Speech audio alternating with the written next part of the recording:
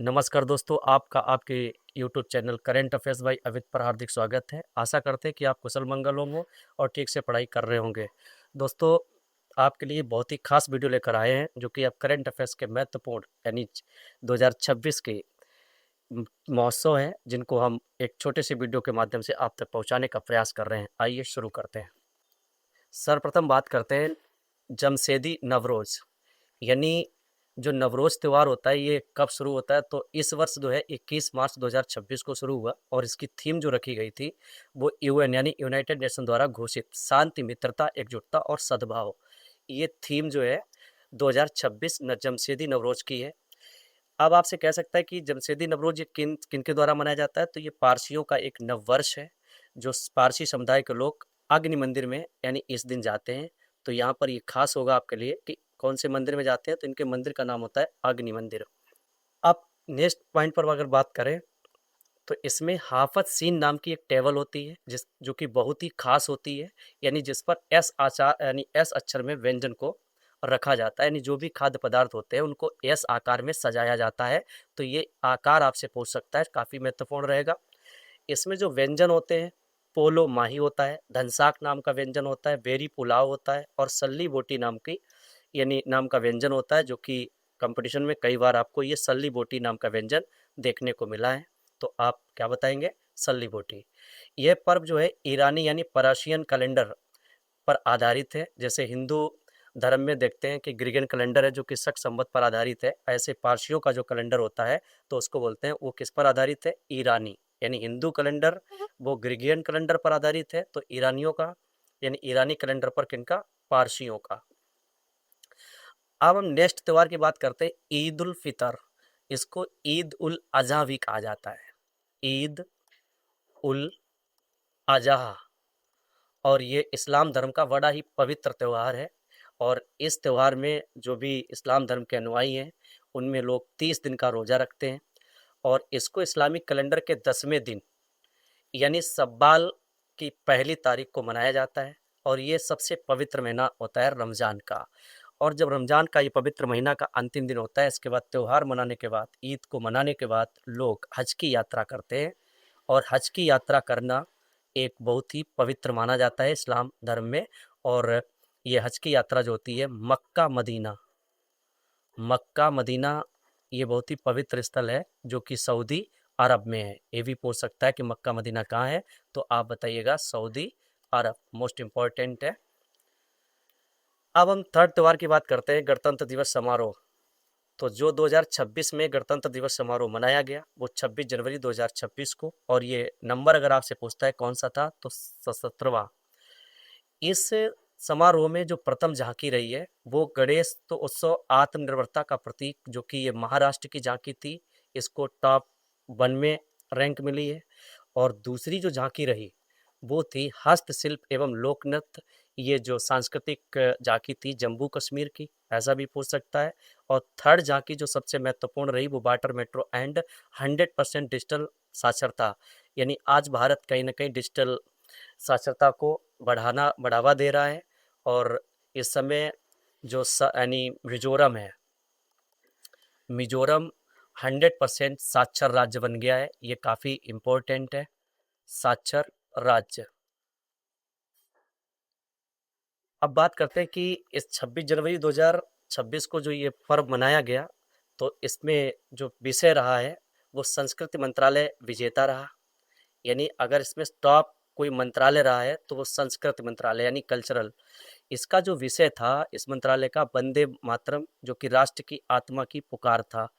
यानी वंदे मातरम और राष्ट्र की आत्मा की पुकार जो थीम थी वो संस्कृत मंत्रालय की रही और ये विजेता भी रहा। रही बात, इसमें तीनों सेनाओं ने प्रदर्शन किया है, लेकिन सर्वश्रेष्ठ सेना कौन सी रही, तो भारतीय नौसेना यानी नेवी ने अपना बड़ा शौर्य पराक्रम दिखाया इस पर्व में। और ये तीनों सेनाओं में प्रमुख रही। फिर आपसे पूछ सकता है कि तीनों सेनाओं का हेड कौन होता है, तो तीनों सेनाओं का प्रमुख होता है राष्ट्रपति। ये भी कई बार आपको एग्जाम में देखने को मिला है। अगर हम राज्यों में प्रथम की बात करें तो राज्यों में प्रथम है गुजरात, और विशेष रहा है स्वदेशी का मंत्र आत्मनिर्भरता वंदे भारत। और आज मोदी जी के नेतृत्व में यानी आत्मनिर्भर भारत और स्वच्छ भारत मिशन जैसे कार्यक्रम चल रहे हैं और उसी विचारधारा पे ये लिया गया स्वदेशी का मंत्र। यानी 1905 में स्वदेशी आंदोलन भी चला था, यानी जिसकी पहल थी कि हमें विदेशी चीज़ों का बहिष्कार करना है और इंडिया की अपनी खुद की चीज़ें बना के इस्तेमाल करना है। आज वही विचारधारा पर गुजरात अपनी झांकी को लेकर आया और ये प्रथम रहा राज्यों में।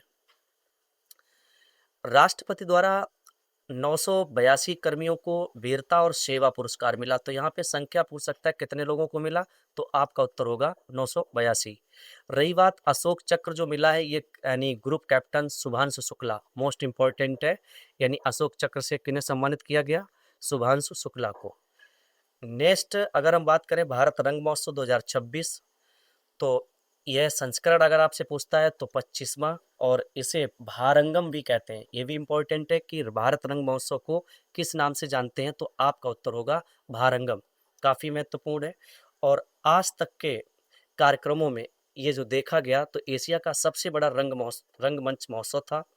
इसकी अवधि जो रही वो 27 जनवरी से 20 फरवरी। काफ़ी इम्पोर्टेंट है, डेट भी आपसे पूछ सकता है। और आयोजक जो रहा है राष्ट्रीय नाट्य विद्यालय नई दिल्ली। अब एक प्रश्न आपका दोस्तों ये बन जाता है कि राष्ट्रीय नाट्य अकादमी जो है कहाँ है, तो आपका उत्तर हो जाएगा नई दिल्ली, और ये इसका आयोजक भी रहा।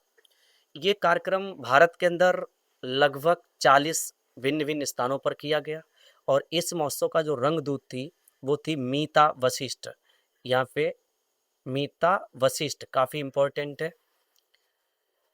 इसमें पहली बार लद्दाख को शामिल किया गया, लक्षद्वीप को शामिल किया गया, अंडमान। यानी इससे पहले जब ये कार्यक्रम होता रहा तो लद्दाख, लक्षद्वीप और अंडमान को नहीं हिस्सा दिया गया था। अब की बार इसमें पार्टिसिपेट बनाया गया।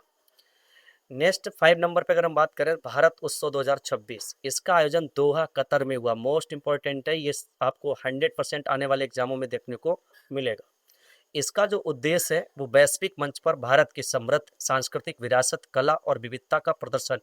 भारत दुनिया में इकलौता देश है जो भारतीय संस्कृति अपनी एक अलग परंपरा पर काम करती है, और इस प्रकार वैश्विक मंच पर भारत की सांस्कृतिक विरासत को प्रदर्शित करना, विविधता का प्रदर्शन करना, इसका उद्देश्य था भारत उत्सव 2026। अब हम 6 नंबर पर बात करते हैं भारत पर्व 2026। तो भारत पर्व 2026 का आयोजन लाल किला नई दिल्ली में हुआ। थीम इसकी क्या थी? एक भारत श्रेष्ठ भारत की भावना के साथ मनाया गया। यानी एक भारत श्रेष्ठ भारत थीम जो थी भारत पर्व 2026 की। अब हम 7 नंबर पर बात करते हैं भारत जनजाति महोत्सव 2026। इसकी जो थीम थी रोटेट रेसिलेंट राइजिंग, इम्पोर्टेंट है। और इसका जो समय रहा है वो 18 मार्च से लेकर 5 अप्रैल, जो कि अभी कार्यक्रम ये चल रहा है, 2 दिन और चलेगा आज की तारीख के हिसाब से देखें, क्योंकि आज तारीख 2 अप्रैल है। दोस्तों इसका अगर स्थान पूछता है तो सुंदर नर्सरी, जो कि हुमायूं का मकबरा। एक तो ये पूछ सकता है कि हुमायूं का मकबरा कहाँ है, तो नई दिल्ली। और आपको दोस्तों बता दें कि हुमायूं के मकबरे से अगर आपसे पूछे किसे गिरफ्तार किया गया था, तो बहादुर शाह जफर द्वितीय को, बहादुर शाह जफर द्वितीय को इस मकबरे से गिरफ्तार किया गया था। ठीक है, और इसके रिश्तेदार ने ही अंग्रेजों को बताया था, और इस प्रकार से अंग्रेजों ने यानी बहादुर शाह जफर और उनकी पत्नी जीनत महल को भारत से निर्वासित कर दिया और पहुंचा दिया कहाँ? रंगून। रंगून जो कि वर्तमान म्यांमार की राजधानी, आज जो म्यांमार है वो बर्मा था, और आज जो नाव फीताओं जो उसकी राजधानी है म्यांमार की, वो रंगून थी। काफ़ी महत्वपूर्ण रहेगा दोस्तों। ये जो कार्यक्रम होता है तो ये रात 11 बजे, यानी दिन में 11 बजे से लेकर रात 8 बजे तक ये कार्यक्रम चलता है, ये भी पूछ सकता है। इस महोत्सव में एक नया प्रीमियम आदि रीसा नाम का ब्रांड लॉन्च किया गया है। ये काफ़ी इंपॉर्टेंट रहेगा दोस्तों। ये आपको एग्जाम में लगभग देखने को मिलने वाला है कि यानी इस कार्यक्रम में किस ब्रांड को लॉन्च किया गया, तो आपका उत्तर होगा रीसा। अब हम 8 नंबर पर बात करते हैं आदि महोत्सव 2026। ये इसका आयोजन कहाँ हुआ? भोपाल हाट अरेरा हिल्स भोपाल में हुआ। 7 फरवरी से लेकर 15 फरवरी 2000 तक इसका कार्यक्रम चला। नेक्स्ट अगर आपसे पूछ रहा है कि राष्ट्रीय संस्कृति एवं पर्यटन महोत्सव 2026 का आयोजन कहाँ किया गया, तो लाल किले के लॉन और ज्ञान पथ पर। इंपॉर्टेंट रहेगा, लाल किले का लॉन, और लॉन मतलब बहुत बड़ा एरिया होता है, हॉल टाइप की होती है, उस पर कार्यक्रम किया गया। इसके अलावा ज्ञान पथ पर ही कार्यक्रम हुआ। इसका जो समय रहा है 26 से लेकर 31 जनवरी 2026। इसका उद्घाटन अगर आपसे पूछे कि राष्ट्रीय संस्कृत पर्यटन महोत्सव का उद्घाटन किसने किया, तो आप दोस्तों बताइएगा, जो हमारे वर्तमान लोकसभा अध्यक्ष हैं श्री ओम बिरला जी, जिनका संसदीय क्षेत्र कोटा। ये भी पूछ सकता है कि संसदीय क्षेत्र क्या है, तो आपका उत्तर होगा कोटा। और कोटा पड़ता है दोस्तों राजस्थान में। और कोटा अगर आपसे पूछे किस नदी के किनारे है, तो आपका उत्तर होगा चंबल नदी। काफ़ी इंपॉर्टेंट है दोस्तों। चंबल नदी सर्वाधिक बीहड़ बनाती है। सर्वाधिक बीहड़ अगर आपसे पूछता है तो कौन नदी बनाती है? चंबल। दोस्तों चंबल नदी में सर्वाधिक घड़ियाल पाए जाते हैं। काफ़ी इंपॉर्टेंट है कि सर्वाधिक घड़ियाल कहाँ पाए जाते हैं, तो चंबल नदी। दोस्तों चंबल नदी पर जवाहर सागर, इसके अलावा राणा सागर और इसके अलावा प्रताप सागर, ये 3 बड़े से बांध बने हुए हैं और ये परियोजना भी है। दूसरा दोस्तों आपको बता दें कि जो चंबल नदी है, चंबल नदी पर चुलिया, पुनासा और मधार, ये 3 जो आपको जलप्रपात देखने को मिलेंगे। ये भी पूछ लेता है कि चुलिया, पुनासा, मधार जलप्रपात किस नदी पे है, तो आप बताइएगा चंबल।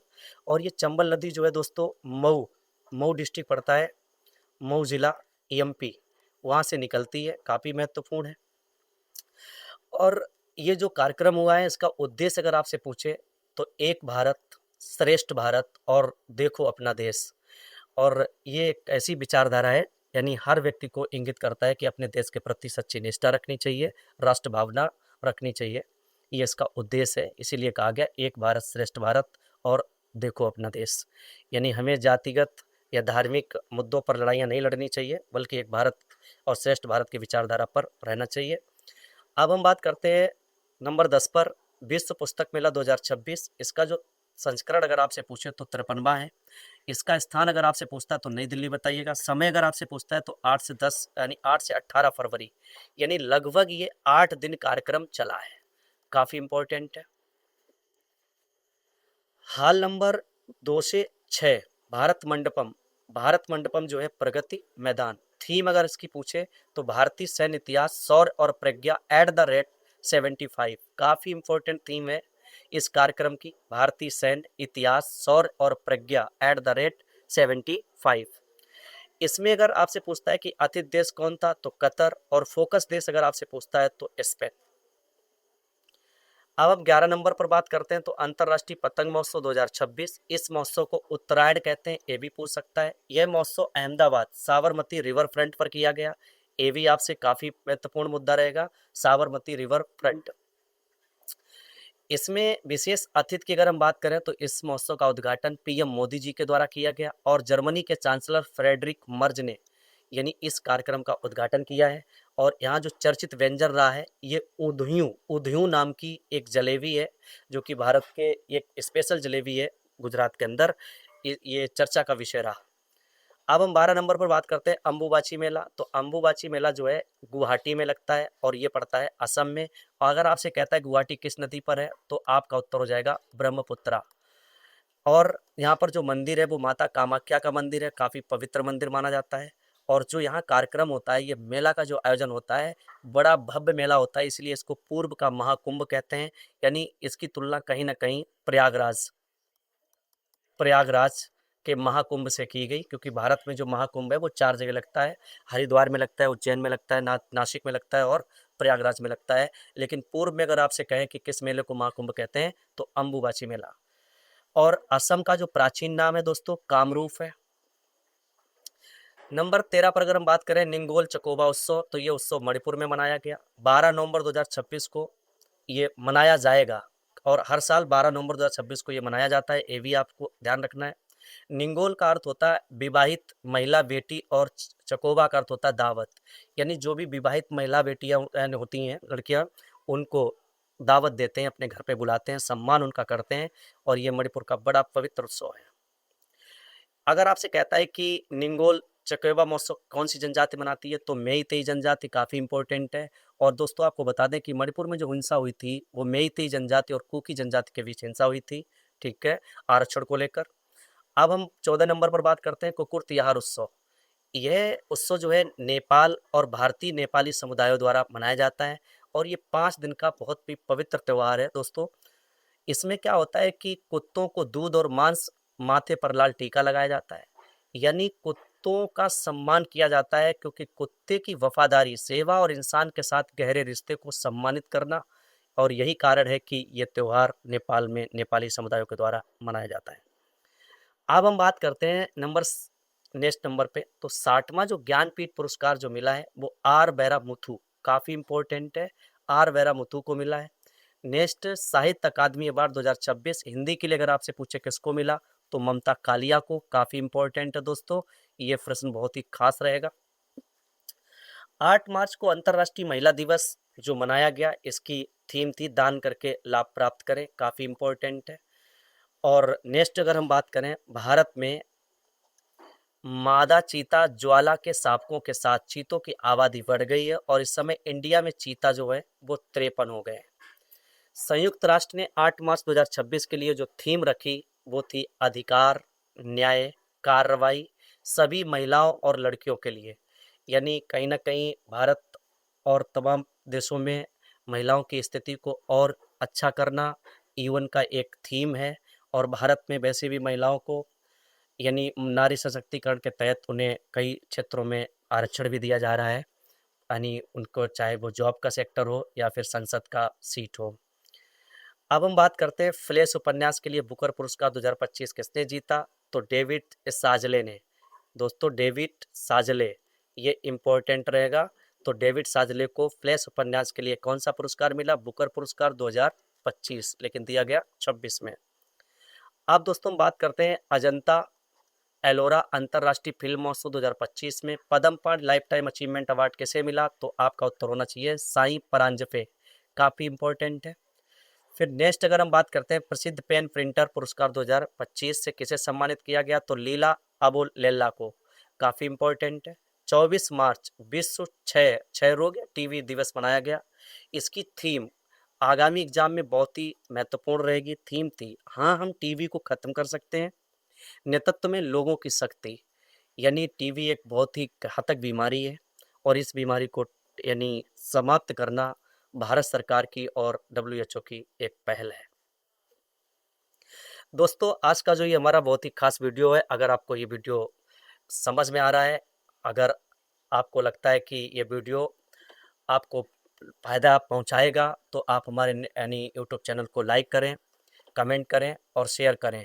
दोस्तों नेक्स्ट अगर हम बात करें, तो नागरिकों को आपका अपना अधिकार अधिनियम 2025 के बारे में शिक्षित करने के लिए 2026 में केंद्रीय वित्त मंत्री, तो इस समय ये भी पूछ सकता है कि केंद्रीय वित्त मंत्री कौन है, तो आपका उत्तर होगा निर्मला सीतारमण जी। तो इन्होंने कौन सा अभियान शुरू किया, प्रारंभ अभियान। ये काफ़ी महत्वपूर्ण अभियान है। इसका उद्देश्य है नागरिकों को अपना अधिकार अधिनियम के बारे में शिक्षित करना है इस अभियान के माध्यम से। नेक्स्ट अगर हम बात करें समान नागरिक सिविल संहिता यूसीसी लागू करने वाला दूसरा राज्य कौन बना है, तो गुजरात। और यहीं पर अगर आपसे पूछे कि पहला राज्य कौन था, तो पहला राज्य था उत्तराखंड, काफ़ी महत्वपूर्ण है। और ये जो समान नागरिक सिविल संहिता है, ये आर्टिकल यानी अनुच्छेद 44, ये भी इम्पोर्टेंट है। विश्व टीबी दिवस 2026 के अवसर पर 100 दिवसीय टीबी मुक्त भारत अभियान, टीबी मुक्त ऐप और टीबी मुक्त शहरी अवार्ड पहल का शुभारंभ किसने किया, तो आपका उत्तर होगा जेपी नड्डा। 21 मार्च को जो अंतर्राष्ट्रीय वन महोत्सव मनाया गया, तो उसकी थीम क्या थी, वन और अर्थव्यवस्था, काफ़ी इंपॉर्टेंट रहेगी इसका थीम। मार्च 2026 में भारत की पहली गो टेक 2026 प्रदर्शनी का आयोजन कहाँ किया गया, यानी भारत की पहली गो टेक प्रदर्शनी का आयोजन अगर आपसे पूछे तो पुणे महाराष्ट्र में किया गया। और दोस्तों आज का जो हमारा अंतिम प्रश्न है वो है स्टेट ऑफ हॉर्मुज के रास्ते भारत आने वाले जहाज़ों की सुरक्षा के लिए भारतीय नौसेना ने कौन सा ऑपरेशन चलाया, तो दोस्तों आपका उत्तर होगा ऑपरेशन संकल्प। तो दोस्तों आपको बता दें कि ये वीडियो बहुत ही खास वीडियो है, आगामी एग्जाम में इस वीडियो से काफ़ी प्रश्न मिलने वाले हैं। और आप हमारे वीडियो को लाइक करें, कमेंट करें, शेयर करें। जय हिंद, धन्यवाद।